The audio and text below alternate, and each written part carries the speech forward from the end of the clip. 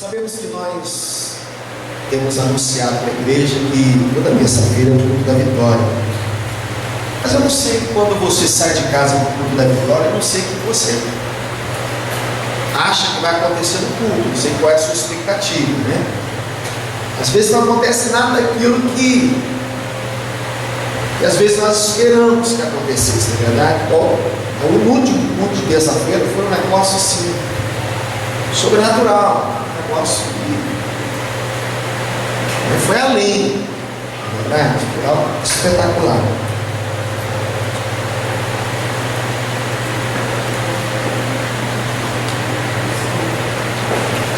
Foi algo assim espetacular na terça-feira, retrasado isso. Passado não teve que foi carnaval isso. Quem estava aqui na terça-feira retrasada? No último culto. Foi bom, foi. Deus me manifestou, teve profecia, teve tudo aqui, né, Cristo? O negócio de Deus, maravilhoso. Mas hoje, meditando a palavra de Deus, Deus me deu uma palavra assim, de vitória, mas é uma palavra de vitória diferente, de repente, que você esperava receber hoje. Geralmente, quando a gente fala a palavra de vitória, a gente pensa o quê? Vai ter aquele negócio que Gideão foi e venceu, tal, os muros caíram. Mas a palavra de vitória que Deus me deu hoje, o título dela é Vivendo Novidade de Vida. Vivendo Novidade de Vida, né? Deus falou tanto comigo hoje pela manhã, à tardezinha, hoje aqui na igreja eu cheguei cedo, chegamos cedo, a gente tem um pouquinho mais. O nosso tempo vai ser um pouco curto, mas Deus tem dado graça, né? As revelações, os princípios que Ele tem dado. Eu procuro, queridos, assim, quando eu paro para meditar na palavra, eu sempre procuro absorver para mim a essência da palavra primeiro. Ela precisa encaixar na minha vida. Aí depois, então, eu ser mensageiro daquilo, ministrando para você, né, algo do meu interior. Meditando nessa mensagem, eu falei assim: meu Deus, quantas coisas a gente passa como cristãos, né? E a gente esquece de princípios tão básicos que a Bíblia nos ensina. Coisa tão simples que a palavra nos fala, nos ensina, e que a gente perde a essência do que é andar em vitória, né? Eu não sei se a irmã Sandra vai destruir. Alguém quer envelope que a irmã Sandra vai destruir você, que a gente no final do culto a gente vai, se você quiser, já destruir agora para você não levantar.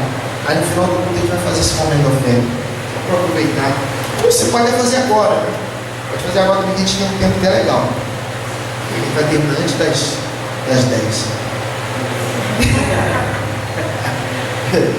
Eu sempre falo, interessante que eu anunciei domingo, o culto vai começar às 7 horas da noite. A gente vai vir por 7 horas da noite para terminar mais cedo. Aí, eu não lembro o que, mas eu ia falar, não vou falar o nome, né? Deixa eu lembrar. Você pensa, pastor, 7 horas? É muito cedo. Eu falei, se é cedo, porque você acostumou a chegar tarde no culto. Isso que é cedo. Se você se organizar, você chega cedo. 7 horas é como se fosse 7h30. O culto a gente começava a hora de ver. Às vezes você tem que dar uma palavra para minha filha, porque pastor, isso não foi duro, não foi não. Duro foi Jesus com Pedro. Para trás de mim, Satanás. Lembra? O que Pedro estava falando? Não, você não pode morrer, você não pode ir para a cruz. Eu só falei assim: não, porque você chega tarde na igreja. Costumou chegar tarde, chega mesmo. E eu falei assim: interessante, lá na matriz começa às 7 horas da noite e termina às 10h30. 10 horas da noite. Meia-noite só não tem reteté. Mas é o quê? Porque é um culto gostoso, né? Um culto. A galera já acostumou. Eu quero acostumar a minha galera também, não se ficar presa. Eu nem boto o telefone, o relógio aqui para não ter esse problema, né? Mas a gente tem que aproveitar o tempo. Por exemplo, eu trouxe culto para 7 horas, para formar matriz, porque, digamos lá, a gente pode terminar no horário normal, 9 horas, 9h15, a gente vai ganhar um pouquinho mais de louvor, de palavra, né? Então eu acho que terminar 9h30, acho que não é um horário tarde, é um horário normal. As igrejas convencionais, tradicionais, elas têm uma regra, começa às 7 e termina 9. Nós também temos horário, começa às 7 nas 9. Mas, às vezes passa um pouquinho, porque nós damos essa liberdade do Espírito Santo. Como aconteceu, de uma terça-feira nós terminamos o culto 8h40. O normal é 9 horas, eu terminei 8h40. Por que eu terminei 8h40? Porque Deus assim fez, lembra da palavra da oferta que eu já engrenei? Teve um mover de Deus. Mas, você que vai ofertar, você vai para a oferta, você vai ter esse tempinho agora, no final do culto a gente vai fazer esse momento. Não deixa eu esquecer, porque é muito importante, nós estamos precisando da área financeira para arcar com as nossas despesas do ministério. Eu quero que você abra a palavra de Deus em 2 Coríntios 5:17. 2 Coríntios 5:17. 2 Coríntios 5:17. É um texto bem conhecido pela igreja. Eu creio que você conhece ele de cor. Conhece ou não conhece? Já abriu aí?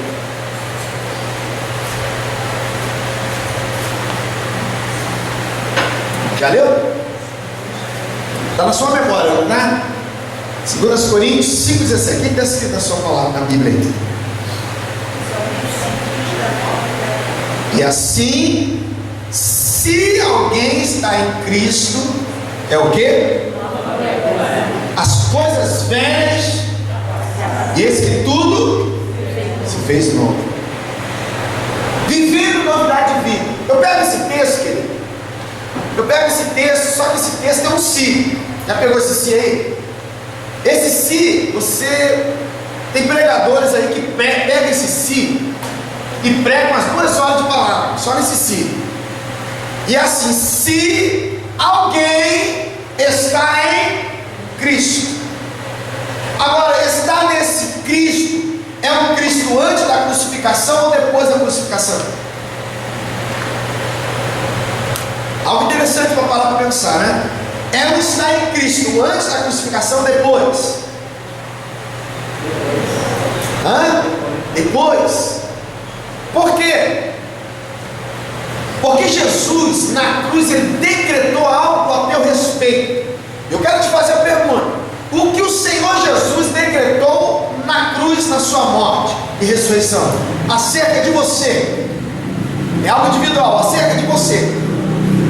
O que ele decretou lá? Decretou, um decreto assinado por ele, que não dá para voltar atrás. O que ele decretou lá na cruz por você? Vai falando? Perdão, libertação, vida eterna, salvação, mas o que? Amor, liberdade, presença dele. Vai falando, a gente vai pregar só você falando. Vamos lá. Meu querido, deixa eu falar um negócio para vocês. Meus queridos, igreja amada do Senhor, Jesus na cruz, ele já estabeleceu, decretou, assinou embaixo um documento, selou, falando que nós nos tornamos mais que vencedores em Cristo. Então, esse texto fala assim: e assim, se alguém está em Cristo, é nova criatura, as coisas velhas já passaram. Agora vamos lá, o que para você é velho na sua vida? Vamos contar o teu passado aí, vamos ver. Vai, conta os podres do teu passado. O que é velho na sua vida? Fala para mim. Muita coisa, mas o quê? Muita coisa. O que você quer resgatar do teu passado para o teu presente hoje? Nada. Então, sinal que o teu passado tem um negócio muito ruim. Foi um passado que não dá para lembrar. Não é verdade? Interessante que a palavra fala que o nosso passado, a vida de pecados, o Senhor lançou aonde? No mar do esquecimento. Ele está falando o quê? Eu esqueci de tudo. Eu não lembro mais. Então você se tornou nova criatura, meu querido, está em Cristo. É pegar Romanos 8,37, que nós somos mais que vencedor em Cristo.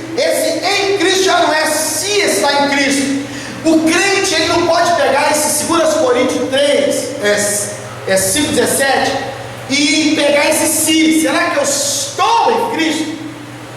Você deve estar. Você precisa ter uma convicção que você está em Cristo, porque estar em Cristo se encaixa em Romanos 8,37, que nós somos mais que vencedores estando em Cristo. Eu mudei, porque a prova diz: nós somos mais que vencedores em. Você tira o em e coloca estando. Eu estou. Então estar é ter uma convicção do que o Senhor fez por você. Ele apagou o teu passado, Ele não riscou todas as dívidas que você tinha diante da lei dele próprio, Deus, diante dos homens. Ele foi rasgado a célula de dívida, Ele rasgou, Ele pagou um alto preço por nós. Para quê? Para nos dar novidade de vida. Então, o que o Senhor quer com isso? Que você, a partir do momento em que você creu e aceitou Jesus, você agora tem uma nova vida, é uma nova história, é um antes e agora um depois. Cristo, antes da cruz, ainda não tinha você essa liberdade de expressar que você é filho de Deus. Depois da cruz, nós nos tornamos livres para expressar essa manifestação de Deus em nós, querido, essa transformação. Então, tudo aquilo que estava contra você, tem um texto que eu amo muito, se eu não me engano, é Colossenses 1,13, que diz assim: que Ele nos libertou do império das trevas e nos transportou para o reino do seu amor. Ele está falando assim, meu querido, é novidade de vida. Novidade de vida é você andar no amor eterno de Deus. Você tem convicção que Deus te ama? O amor dele é pequeno, é grande por você. Mas entenda, onde você pecou? Onde você pecou? Mas esse amor, o que ele diz hoje acerca do teu pecado? Você pecou ontem, que Ele já te perdoou em Cristo. Então a cruz, ela tem muita coisa para nós, querido. Mas entenda, eu tenho que pegar aqui, ó, aquele que está em Cristo, é nova criatura. As coisas velhas já passaram, isso tudo se faz novo. Agora, para fazer novo, eu tenho que fazer algo. Eu preciso abandonar a natureza passada, a natureza pecaminosa. E a palavra diz lá em Colossenses 3, de 8 a 10, que nós temos que nos despojar do velho homem. Agora, que velho homem é esse? Um homem caído, um homem derrotado, um homem fracassado, um homem que não tem novidade de vida. Meu querido, você já andou do lado ou ouviu uma pessoa depressiva? Você gosta de estar do lado de uma pessoa depressiva? O que uma pessoa depressiva, com depressão fala do seu lado? Fala para mim. Ela só canta ou conta derrota. Você olha para o semblante da pessoa em depressão, você vê derrota, abatimento, não tem esperança, muito menos novidade de vida, não tem uma expectativa boa do futuro, não sabe olhar para frente. É uma pessoa caída, presa na velha natureza, do homem caído, do homem derrotado. Mas a palavra diz em Colossenses 3, de 8 a 10, que nós temos que nos despojar, nós temos que deixar de lado essa velha natureza, esse velho homem caído, e andar em novidade de vida. Efésios 2:1, a palavra diz: estando nós mortos, nossos delitos e pecados, Ele nos deu vida novamente. Mas por que tanto trabalho tem o Senhor por nos amar tanto? Porque Ele quer que nós andemos em novidade de vida, algo novo. Deixa eu falar para você, quando nós estamos nele, convicto em fé do que o Senhor é para mim, nada me abate, nada me derrota, nada me destrói, nada me joga para baixo. Muito pelo contrário, andar em novidade de vida é o seguinte: se o seu dia hoje tudo deu errado para o homem natural, o homem espiritual, ele está andando em novidade de vida, lembrando que a palavra diz acerca dele: eu já vos abençoei e vos tornei herdeiro e co-herdeiro em Cristo. De quê? De toda promessa, de toda herança. Então o que acontece? Hoje está ruim, hoje sua memória é algo novo. Hoje está assim, mas amanhã vai mudar. É novidade de vida. É você olhar para frente, você não ficar paralisado no teu passado e nem no presente. É você olhar no futuro, vai mudar a história. Novidade de vida. Entenda, meu querido, você não é uma pessoa caída. Estar em Cristo não é estar caído. Estar em Cristo não é andar em derrota, é andar de cabeça erguida, não ter medo do problema, não ter medo do inimigo, é crer que a vitória é certa em nome dele, Jesus. A cruz é rica, coisa rica para nós é a mensagem da cruz. Viver uma novidade no Espírito. Nós precisamos buscar essa novidade no Espírito. Entenda o negócio, querido. Vamos lembrar do ramo da videira, ou a videira em si. Chega um certo período, no final de julho, a final de agosto, início de setembro, nós temos que podar a videira, para que ela venha e produza novos frutos. A palavra fala em João 15 sobre a videira. Aquele que não está ligado à videira não produz fruto. Mas entenda, existem coisas na vida da gente, para que nós possamos andar em novidade de vida, nós temos que deixar o Espírito Santo podar. E quando poda, meu querido, aquilo que não é agradável a Deus, aquilo que atrapalha o fruto saudável e um fruto bom, nós temos que dar essa liberdade no Espírito para o Espírito podar em nós. Podar quer dizer arrancar, meu querido. O que eu estou falando para você? Aquilo que Deus falou para mim hoje pela manhã. Você precisa deixar o Espírito Santo agir dentro de você. Não é mais você, é Ele. É Ele. Você já não faz mais nada, é Ele que faz. Isso é andar em novidade de vida. Uma coisa que atrapalha a novidade de vida em nossas vidas é quando nós queremos fazer no lugar do Espírito Santo. Quando Ele quer podar algo de nós e nós não, isso não é Espírito Santo. Isso é muito íntimo meu, não poda. E ele fala assim: eu vou podar, eu preciso podar para gerar frutos. É andar em novidade. A novidade de vida nós não alcançamos no ser humano, no homem, em outro ser humano. Nós só encontramos essa novidade de vida em Cristo Jesus, movidos pelo Espírito Santo. Entenda? Lá em João 3, de 3 a 6, ele fala do novo nascimento. Aquele que não é nascido da água do Espírito, ele não pode estar ou herdar o reino. Ele não pode ver o reino, ele não pode possuir o reino dos céus. Mas aí você fala assim: mas o que é isso?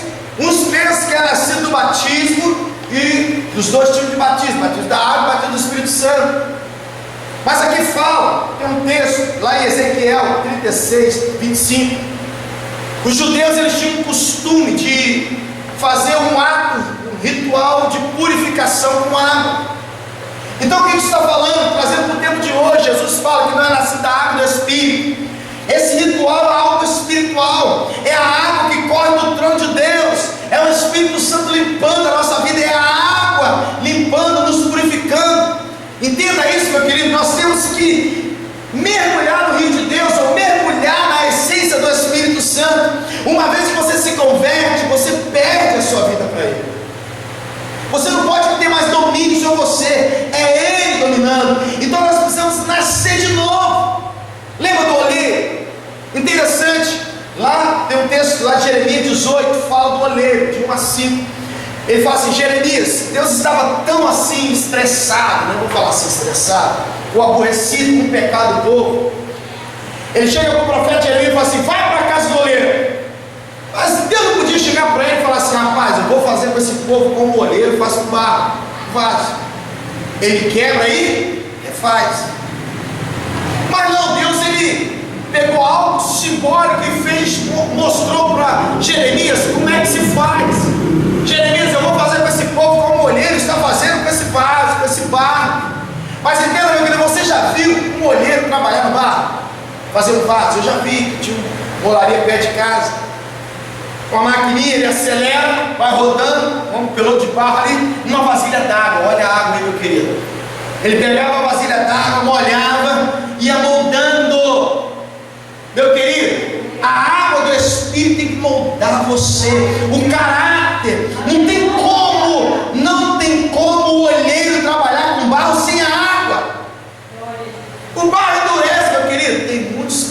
com o coração duro. Não tem como, se não tiver água trabalhando nas mãos do oleiro na sua vida, meu querido. A liberdade do Espírito Santo, você não será moldado em novidade de vida. Ninguém. E o oleiro ele faz, ele quebra. Deus fala assim, tá vendo? Interessante que Deus fala para Jeremias: vai para a casa do oleiro, que lá eu vou falar com você. Ah, Deus não poderia falar com ele no deserto, no monte, no vale, na casa dele? Vai lá. Existe, às vezes, meu querido, Deus quer te levar para um lugar para Ele falar com você específico. E às vezes você só vai entender quando você começa a visualizar. Tem gente assim. Mas Deus faz dessa forma. Como é interessante aqui nessa passagem de Deus com Jeremias. A voz de Deus, fala comigo assim: quando Deus fala, Ele quer me mostrar alguma coisa. Agora, o que Ele quer te mostrar quando Ele fala? Novidade, meu querido. Se tem alguma coisa errada na sua vida, Ele tem uma novidade para você. Qual é a novidade? Purificar você. Está entendendo? Purificar você. Quer ver o negócio? Você separou o final de semana, um sábado, para ir com a tua família para o shopping. Aí você tem filho pequeno, filho adolescente. Eles se intimaram de comer chocolate na saída. E você passou uma roupa branquinha para ele para o shopping. Ele comendo ali, sujou a roupa de chocolate toda. Você leva o seu filho para o shopping com a roupa suja de chocolate? Hã? Por que você, mãe e pai, não leva o seu filho com a roupa suja de chocolate para o shopping? Por quê? Porque não vai representar bem a sua imagem de pai e de mãe. Porque as pessoas vão falar o quê? Que mãe porca, que pai porco, não é assim? Deixa eu falar um negócio para você. Existe um shopping espiritual que o Papai do Céu quer levar a gente, que é o reino. Se nós tivermos uma roupa suja, Ele primeiro vai lavar a gente na água do Espírito Santo, porque Ele não vai sujar e manchar a imagem dele de pai querido. É a mesma coisa. Ah, por que Ele quer nos levar para o shopping, pastor? Espiritual do céu, novidade. Meu querido, você quer novidade melhor do que o reino dos céus, as coisas do reino? Quando você leva teu filho para o shopping, teu filho duvida que ele não vai já pensando o quê? Em um presente, novidade. Teu filho não pergunta assim: o que a gente vai fazer no shopping? O meu pergunta com 20 anos: o que a gente vai fazer no shopping? Imagina de 15. Eles perguntam: o que a gente vai fazer no shopping? Não, eu vou lá só estacionar o carro e sair. Ou só estacionar e sair, passar 10 minutos para pagar. Eu gosto de pagar o estacionamento do subsolo e saio. Não, ele sabe que a gente vai entrar na loja, a gente vai comprar um presentinho. Se não comprar um presentinho, pelo menos sangue a gente toma. Um passeio, novidade, meu querido. Aprenda a passear com o Espírito Santo no reino dos céus. Você terá novidade de vida todos os dias. Tá calor para você? Foi calor para você hoje? Tem gente, olha só, é mó barato. Tem gente, meu querido, um calor desse que está dando aí igual hoje, tira para ir no shopping só para ir. Sabe por quê? Fica lá no ar-condicionado, lá no parque shopping. Fica lá sentado no corredor só para refrescar. Aí fica o dia todo. Se o dia está ruim para você, querido, se o tempo está quente, está difícil para você, passeia com Jeová no shopping espiritual. Vai viver novidade de vida, lá está fresco com Ele refresca a nossa alma, querido. Novidade de vida. Mas entenda, eu preciso viver esse novo nascimento, nascer da água do Espírito, deixar que o Espírito Santo trate a minha vida, porque as coisas velhas já eram. Eu agora vou andar em novidade de vida. Eu preciso viver isso. 2 Coríntios 3,18, ele fala algo tremendo, que nós somos transformados de glória em glória. Isso aqui serve muito para crente que não falta culto, que não falta célula, porque a expectativa dele não está no pastor João nem no louvor. Eu vou para o culto porque, olha, Deus vai falar comigo de novidade de vida. Hoje o culto vai ser uma bênção, novidade de vida. Ele está naquela expectativa. Deus vai falar o quê? Uma novidade de vida, algo novo. Então eu vou voltar de glória em glória. Meu querido, toda terça a glória se manifesta, todo domingo a glória se manifesta, toda célula a glória se manifesta. E aonde você está? Aonde está. Somos transformados de glória em glória. Isso fala o quê? Eu não perco oportunidade quando Deus vai se manifestar. Meu querido, deixa eu falar um negócio. Josué, Moisés fala assim: Josué, sabe que Josué era servo de Moisés. Moisés fala assim: Josué, eu vou entrar na tenda, eu preciso ir lá no Santíssimo Lugar conversar com Jeová. Meu querido, era a oportunidade que Josué esperava, porque ele sabia. A palavra fala que Josué ficava na beirada da tenda do tabernáculo. Para quê, querido? Ele via, meu, que aquela coluna de fogo descia durante a noite lá no Santíssimo Lugar. Durante o dia, aquela coluna de fumaça descia no tabernáculo. E ele ficava ali, todo bom. Discípulo não perde a oportunidade quando a glória se manifesta. Não perde. Está ali, está ligado. Nós não podemos perder essa oportunidade. Porque, querido, às vezes pode ser naquele dia que Deus tem algo para você. Deixa eu fazer uma pergunta para você aqui. Quando você teve uma prova para fazer, seja qualquer concurso, ou uma prova importante que você tinha que fazer, você não poderia faltar. Você não pode faltar. Só que para você mora em Campo Grande, você tem que chegar na cidade, no local da prova, 7 da manhã. Mais ou menos que horas você tem que sair de casa? Que hora? 4h30. É um esforço para você sair 4h30? É ou não é esforço, querido? Imagina se não pede. É esforço, não é? Imagina Santa Cruz. É esforço, não é, querido? Mas você não pode perder aquela prova, porque é uma oportunidade. Você não pode perder na vida. Aí você se esforça para fazer. É uma novidade de vida para você. Aquela prova pode te levar para algo muito grande diante do homem, na sociedade. E se eu falar para você que todo culto, toda célula, toda reunião discipulada é uma prova que você tem com Jeová e uma oportunidade que você não pode perder. Você se esforça para uma prova natural, mas não se esforça para a prova espiritual. O que é isso, pastor? É não andar no espírito, é andar no natural. 1 Coríntios 6,17 fala assim: aquele que se une ao Senhor é o que com ele? Um só espírito. Então entenda o negócio. Quando ele fala esse texto aqui, 1 Coríntios 6,17, aquele que se une ao Senhor é um só espírito. Ele está voltando para a essência da criação lá no Gênesis. Gênesis 1, 26, 27, quando ele fala que o homem foi criado à sua imagem e à sua semelhança. E ele coloca esse homem, a imagem dele, semelhança, o homem espiritual, num lugar delicioso que é o Éden, um lugar de novidade de vida. Para imaginar a novidade de vida do Éden. Adão está lá, recebeu uma missão: você vai dominar, sendo a minha imagem e minha semelhança. Ele chega diante de uma jaca, vê aquela jaca madura, rachada, então comeu, que delícia! Novidade de vida, experimentou um fruto. De repente ele vai na jabuticaba, olha, aquele é tão grande, esse é tão pequeno, deixa eu ver, que delícia, jabuticaba o nome, é outra novidade de vida. Aí ele vai então para a maçã, e que coisa linda, vai ser maçã, e outra novidade de vida. Daqui a pouco ele está ali, vem o leão, ele, rapaz, que travesseiro gostoso, e deita no leão, outra novidade de vida. Na presença do Senhor, no lugar da comunhão, no Éden, a delícia de Deus, é o lugar da novidade de vida.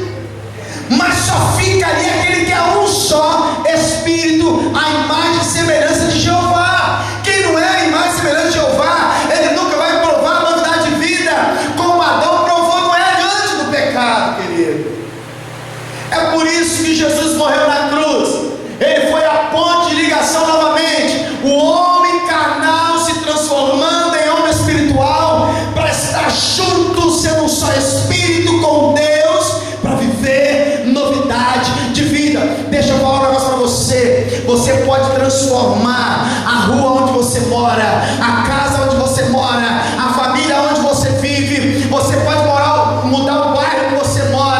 Você pode mudar a cidade onde você mora. Você pode mudar a nação onde você mora. Se você entender que você representa a novidade de vida de um homem espiritual com Deus naquele lugar, você tem poder para mudar o ambiente, querido. A igreja tem poder para mudar o ambiente. Entenda isso. Nós temos essa essência em nós, mas somente aquele que é um só Espírito. O novo nascimento te faz semelhante ao Criador. A árvore é conhecida pelos frutos. Lá em Gálatas 2, 22, 23 fala do fruto do Espírito. Quem quer andar em novidade de vida é você fazer diferente que o homem natural faz. Se o homem natural é o seguinte: se alguém pisa no carro dele, ele retribui com outro pisão. Hoje não é pisão, é morte, tiro, facada. É assim, agressão.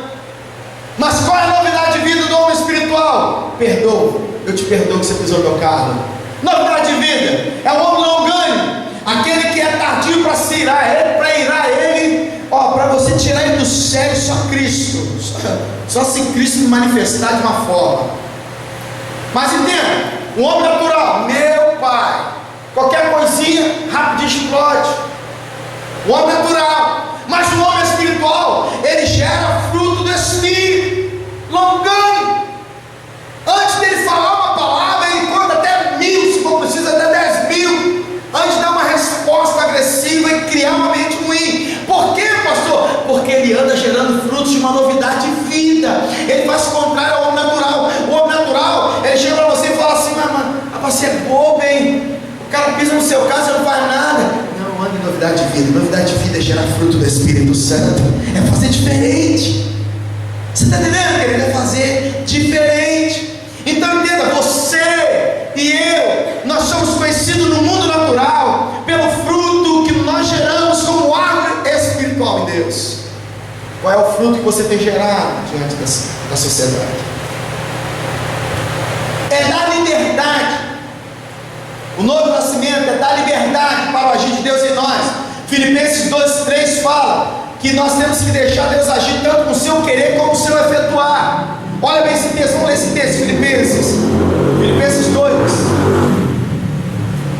2:13. Olha bem o texto, como diz: porque Deus é quem efetua em vós tanto querer como realizar, ou seu desejar, segundo a sua, o que, querido? Boa vontade. Meu querido, só anda em novidade de vida quem anda segundo a vontade boa, agradável e perfeita de Jeová. E se andar em novidade de vida, agora entenda, esse texto fala que Deus age na nossa vida de acordo com a sua vontade. Mas o homem natural não. O que o homem natural fala? Senhor, isso eu não quero, não, desse jeito eu não quero do meu jeito, porque do meu jeito é melhor. Do jeito do Senhor é bem complicado, tem que ser muito espiritual. Eu não sou muito carnal. Não dá para ser do seu jeito, Jeová, tem que ser do meu. Pode ser um pouquinho do meu? Não, tem que ser completo do jeito do Espírito Santo. Então, é dar total liberdade. E quando nós damos total liberdade para o agir de Deus em nós, meu querido, pode ter certeza que haverá novidade de vida nos seus lábios. Está difícil para você hoje? Mas o que a sua boca fala hoje, agora? Eu só dou tempo de beber água. O que você fala é beber água. Está difícil. Hoje o dia foi difícil para você, mas o que você fala agora? Diante desse dia que foi difícil? Todas as coisas cooperam para o bem. Aí, novidade de vida. Agora, o homem natural entende isso. A menina passa um dia terrível, prova em cima de prova. Ela chega no final do dia, ela vem para um culto e fala assim: todas as coisas cooperam para o bem daqueles que amam a Deus. Aí o homem incrédulo, natural, o homem natural que não entende, discerne nada espiritual, está louco. Hoje foi um calor, foi terrível. Hoje pegou uma fila terrível. Hoje foi terrível. Inferno. Para mim não. Para mim tudo cooperou para o bem da minha vida, porque eu amo a Jeová. Você quebra o homem natural. Por quê? Da sua boca saiu novidade de vida. Novidade de vida. Mas tem crente, não é verdade, que fala cada coisa. A mudança ocorre dentro de nós. E essa mudança é pelo Santo. E eu sempre falo que pastor nenhum muda a ovelha, ele só ensina o caminho da mudança. Eu sempre falo que eu sou uma placa de indicação na caminhada da ovelha. Eu quero ser uma placa, entendendo? Mas tem ovelha que pega aquele pichador, vai na placa e eu quero saber dessa placa,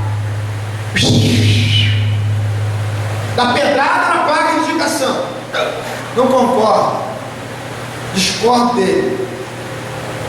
Pastor não muda ninguém, eu não tenho poder para mudar você. Agora eu posso ser exemplo para você, ser nessa placa de indicação, falando para você: deixa o Espírito Santo trabalhar, deixa ele fazer, não tenta fazer não, vai, deixa ele fazer que é melhor para você. É a placa de indicação, querido. A mudança ela ocorre dentro de nós, não é pelo ser humano, é pelo Espírito Santo. Se ele não conseguir convencer você, muito menos eu, muito menos a pastora vai convencer você, muito menos. Agora, a obra de convencer dele, onde está escrito, pastor?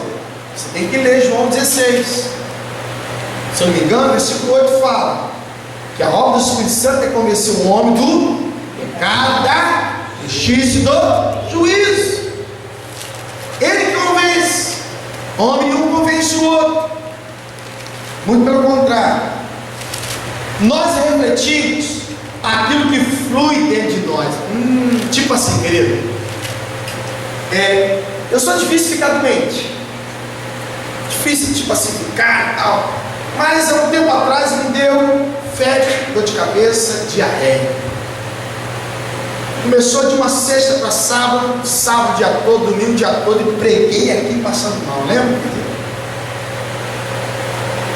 Mas só que na sexta passada, a minha esposa viu meu semblante passando mal, de doente. Se eu for falar para ela mostrar como foi, você vai rir de mim. Irmãos, eu sentava no chão, eu deitava no chão, eu rolava no chão, e com aquela cara de doente, né? Mal.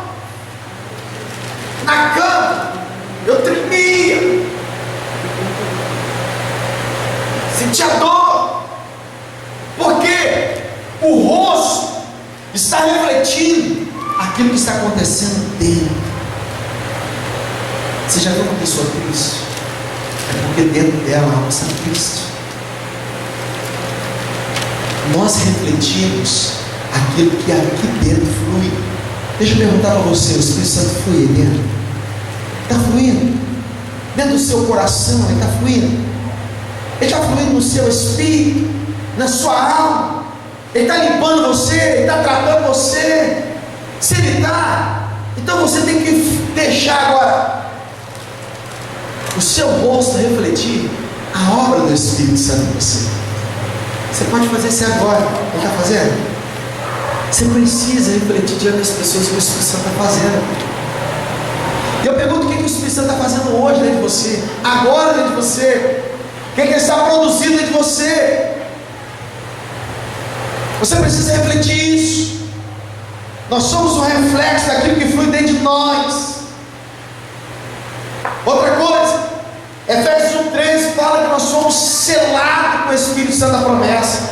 O que é ser selado com o Espírito Santo da promessa? É o Espírito que sempre nos lembra da promessa, é a garantia da promessa, é o selo.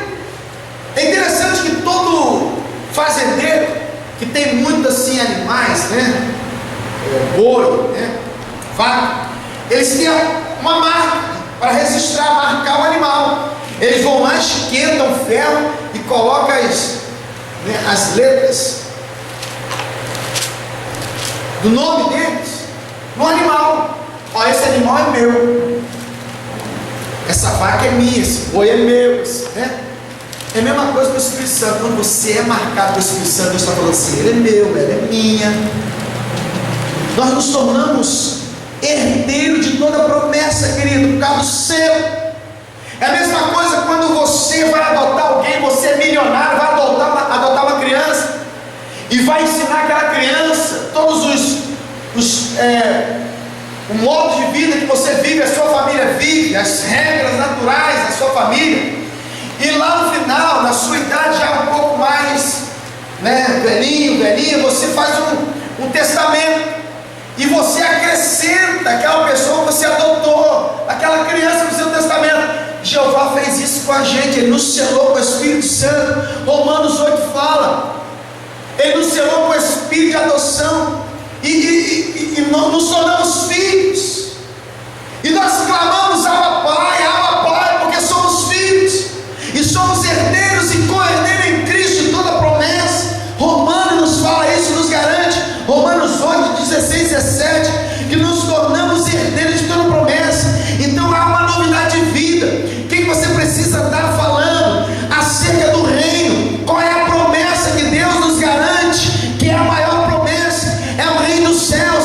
Andar em novidade de vida é o que? É você saber que a sua vida aqui na terra, você até passa por dificuldade, uma dificuldade na saúde, uma dificuldade nas finanças, uma dificuldade às vezes familiar, mas entenda, existe uma herança, existe uma promessa, e a novidade de vida é o seguinte: esse futuro vai chegar, esse momento vai chegar, que eu vou herdar a promessa. É uma novidade de vida, meu querido.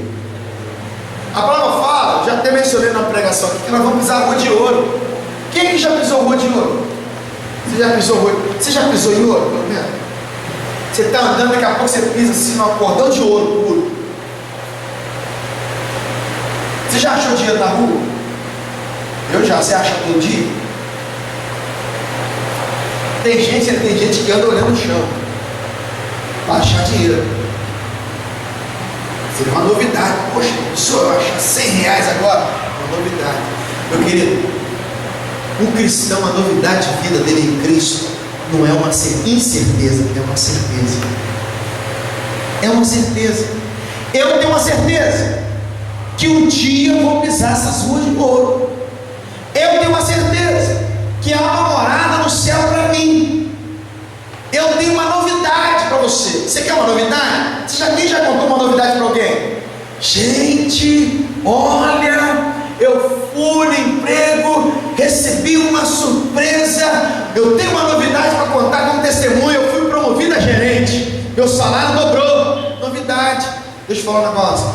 E com Deus, você nunca tem uma novidade de vida para contar?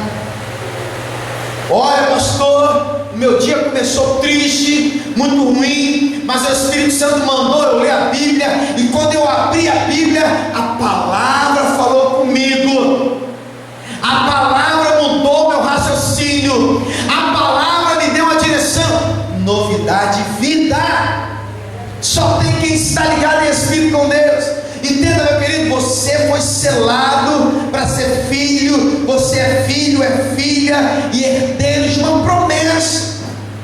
Você não pode andar batido de cabisbaixa.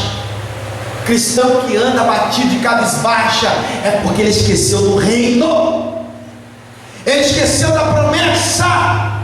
Ele esqueceu que Deus é fiel.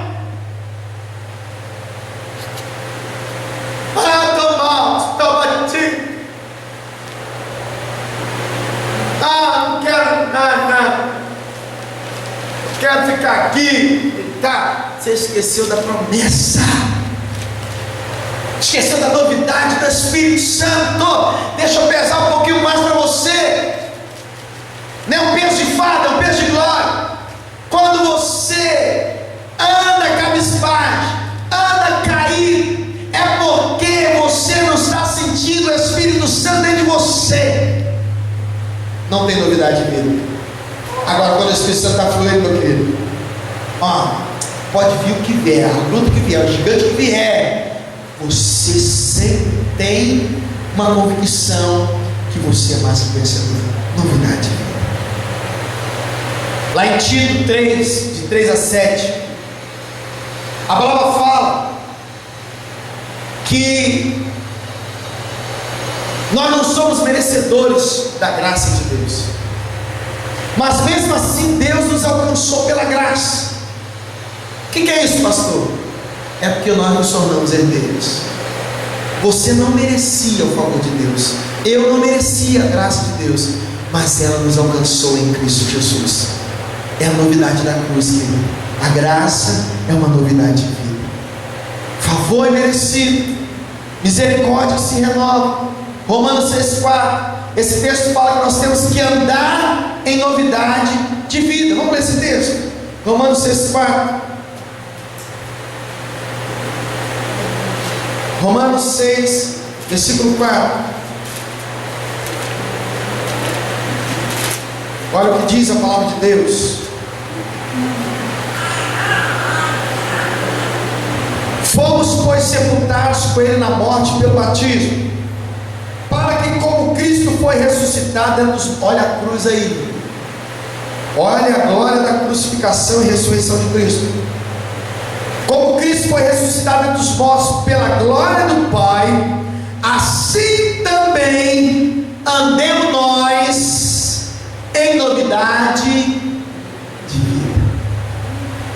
O que o texto está falando? Assim como Cristo morreu, sim, foi sepultado, sim, mas ressuscitou, sim. Meu querido, não é algo novo para os humanos a ressurreição de alguém? Deixa eu falar um negócio para você. Se os teus sonhos foram sepultados, chegou o tempo deles serem restaurados, ressuscitados. Se a tua fé se acabou, chegou o tempo dela ser renovada.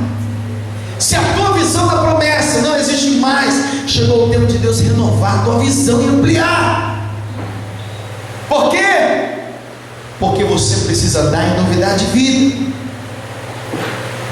Colossenses 3,12 nos fala o quê? Que nós temos que nos revestir como eleitos de Deus. Isso está falando o quê, meu querido? Uma vez que você é selado pelo Espírito Santo e se tornou filho de Deus, você não pode andar de qualquer maneira. Você tem que se revestir dessa essência da glória de Deus. Você precisa se revestir de vencedor. Você precisa se revestir de guerreiro. Você precisa se revestir de valente, de um soldado, né? Revestir de algo novo, da glória de Deus. Então entenda, nós somos eleitos de Deus. Em outras palavras, nós representamos o reino de Deus na terra. Representamos o reino de Deus aqui, queridos. E nós não podemos representar o reino de Deus de qualquer maneira, mas sim como os eleitos de Deus. Nós somos embaixadores do reino de Deus na terra. E nós não podemos representar a nação, o reino de Deus, melhor dizendo, de qualquer maneira. O Brasil, o governo do Brasil, ele não levanta embaixador para representar a nação brasileira de qualquer maneira, em qualquer um, em outra nação. Entenda isso. Nós somos capacitados pelo Espírito Santo para sermos eleitos e representar Deus na terra. Você representa Deus na terra. Eu represento Deus na terra. Agora entenda, como o teu vizinho do lado, como o seu parente, aquela pessoa da sua família que mora debaixo do mesmo teto, está olhando e vendo você como eleito de Deus. Como meu amigo de trabalho, de faculdade, de escola, está olhando e nos vendo no nosso dia a dia. Como nós estamos nos vestindo de Deus como eleitos dele nesses lugares, nos ambientes. Como as pessoas estão observando a gente, meu querido. Nós precisamos representar a Deus como os eleitos de Deus. E para terminar, queridos, Filipenses 3:12-14 fala que, como nova criatura, nós precisamos agora ter um alvo, prosseguir para o alvo, ter um alvo. Entenda, os eleitos de Deus têm que ter alvo, o vencedor tem que ter alvo, uma meta, um foco, algo para alcançar. Eu não sei se você tem, eu tenho espiritualmente falando ministério, mas eu tenho também pessoal, familiar. Eu tenho alvo, eu tenho foco. Mas por que eu tenho foco? Porque eu sou eleito de Deus. Existe uma promessa sobre a minha vida, sobre a minha casa, sobre o meu ministério, e existe uma novidade de vida em cada área dessas. Na minha família eu creio que Deus tem algo novo, uma novidade de vida para mim lá. Nas minhas finanças Deus tem uma novidade de vida. No ministério Deus tem uma novidade de vida. E Ele está falando o quê? Tenha um alvo. Tenha um alvo. Não perca o seu alvo, não perca o seu foco. Se hoje não está conforme você quer, não perca o alvo. Olhe para o seu alvo, para o seu foco e medite, pare e pense no que Deus está fazendo. Entenda, meu querido, em Deus você vai alcançar. Agora não perca o seu foco. E outra coisa que eu falo nesse texto, Deus me falou: ter um alvo é saber viver o propósito de Deus, porque é o propósito de Deus que vai nos levar para o alvo certo, alcançar o alvo certo. Eu tenho um alvo no ministério, o crescimento em todas as áreas, pode vir luta, pode vir prova, né? Pode vir o que vier, o foco tem que ser o mesmo. Aí eu pergunto: você está comigo?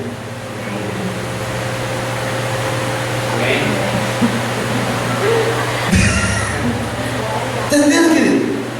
Você tem que ter um alvo. Mesmo que o amém seja fraquinho, você não pode perder o alvo. Tem que estar com alvo. Você está comigo? Amém. Está entendendo? Você tem que ter um foco. O alvo é um só, é viver o propósito de Deus. Deus tem promessa para nós, Ele é fiel. Ande no Espírito e não permita que o inimigo roube a tua promessa. Não deixe que a circunstância, querido, roube a tua promessa.